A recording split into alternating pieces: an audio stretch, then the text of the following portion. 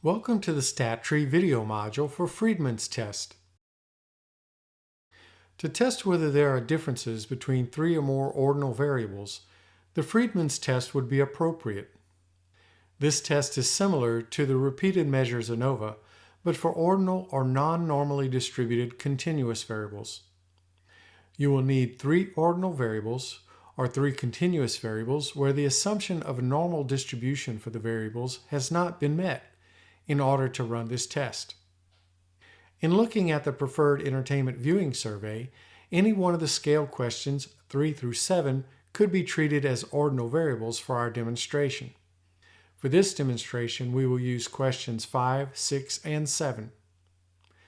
To run the Friedman's test for differences in Spider, type in the following Python code. This code can be copied from the new browser window when you press the script button on the sending page from the Stat Tree module.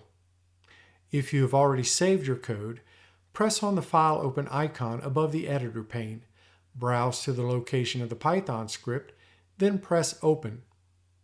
Select the lines of code to be run, then press the Run Selected icon. Python will generate an output in the console window.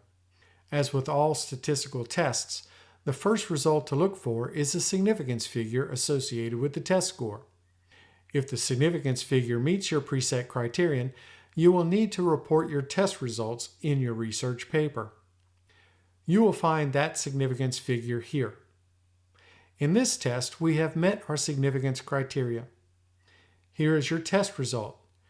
You would report this figure as well as the p-value significance figure. If the significance figure does not meet the criterion, test results do not need to be reported in your research paper.